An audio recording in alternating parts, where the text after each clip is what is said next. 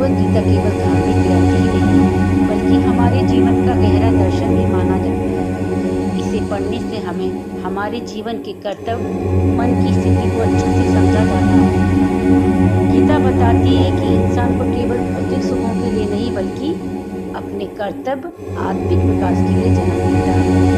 अगर उसे क्या करना है, क्या क्यों आया है, ये बताती है गीता, तो अपने धर्म का पालन करना चाहिए। गीता क्या बताती है? गीता ये हमारा धर्म की सबसे बड़ी अच्छी पुस्तक है। ये सही निर्णय लेने की शक्ति देती है। गीता का पूरा संवाद अर्जुन और कृष्ण के बीच युद्ध के समय था। जब अर्जुन भ्रम से डरे हुए थे, तब कृष्ण ने उन्हें धर्म, कर्तव्य और सही निर्णय की शिक्षा दी। यही शिक्षा आज भी इंसान को कन्फ्यूजन और मुश्किल समय में भी सही रास्ता चुनने में मदद करती है। कर्मयोग की शिक्षा देती है। गीता का सबसे प्रसिद्ध सिद्धांत है कर्म करो लेकिन फल की चिंता मत करो। इसका मतलब है कि अपना काम पूरी ईमानदारी से करिए, परिणाम की चिंता में परेशान मत होइए। इससे व्यक्ति तनाव और काम में ज़्यादा ध्यान दे पाता है।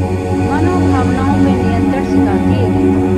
गुस्सा कम करना चाहिए, लालच कम करना चाहिए और अपना ईगो को शांत रखना चाहिए। डरना नहीं चाहिए, ये सभी मन को कमजोर बनाते हैं। गीता पढ़ने से मन को संतुलित रखना सिखाती है। दुख और असफलता को समझने की शक्ति। जीवन में हर व्यक्ति कोई ना कोई दुख से दुखी है। गीता बताती है कि ये सब चीज़ें अस्थायी हैं, टेम्परेरी हैं। हमें धैर्य बना के आगे से बढ़ना चाहिए। आत्मा का ज्ञान होता है। गीता एक ऐसा गहरा संदेश देती है, आत्मा कभी नहीं मरती, केवल शरीर बदलता है।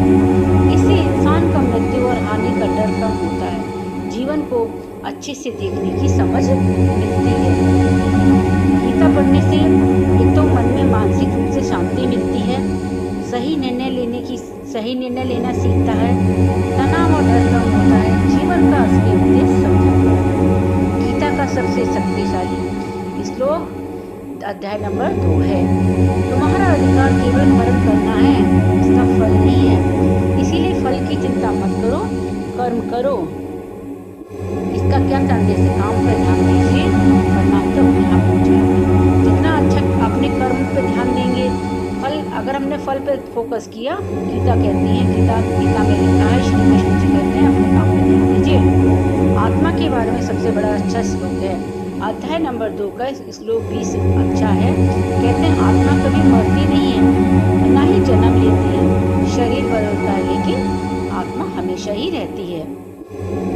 भगवान पर भरोसा रखिए।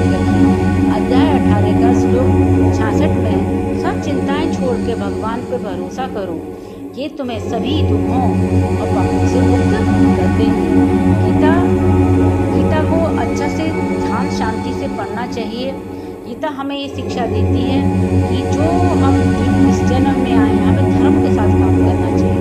अगर अधर्म के साथ काम करेंगे तो हमारा काम कभी पूर्ण होगा ही नहीं। इस गीता से जिसने गीता पढ़ ली, उसका धर्म कृष्ण कहते हैं, वो उसको आधे पाप उसके नष्ट हो जाते हैं। तनाव नहीं रहता, डर नहीं रहता, गुस्सा नहीं आती। और गीता में लिखा है, जब जब धर्म की हानि होती है, जब अधर्म का होता है, तो सृष्टि का विनाश होता है। इसीलिए हमें धर्म को काम करना चाहिए।